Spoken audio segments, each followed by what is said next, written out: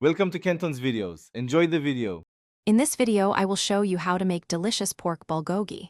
First, select a lean cut of pork, like pork shoulder or loin, and slice it very thinly against the grain. This ensures tenderness and helps the meat absorb the marinade beautifully.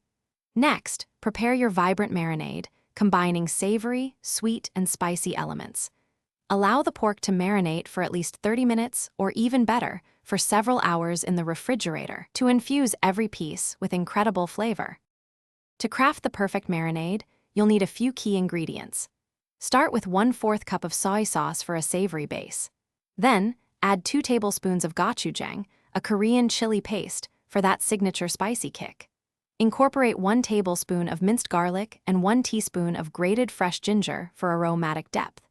Finish with 1 tablespoon of sesame oil and 2 tablespoons of brown sugar to balance the flavors with a touch of sweetness. Once your pork is beautifully marinated, it's time to cook. Heat a large skillet or grill pan over medium-high heat. It's crucial not to overcrowd the pan. Cook the pork in small batches to ensure it sears rather than steams. Stir-fry each batch for about 3 to 5 minutes until the pork is fully cooked through and develops a lovely caramelized char. This quick cooking method locks in the juices and creates fantastic texture. Now for the best part, enjoying your homemade pork bulgogi. Transfer the cooked pork to a serving platter.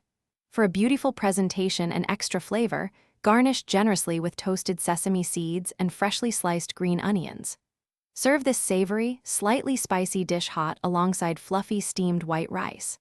For an authentic experience, offer fresh lettuce leaves and samjang, a delicious dipping sauce, allowing everyone to create their own delightful wraps. Thanks for watching. Consider subscribing if we helped you.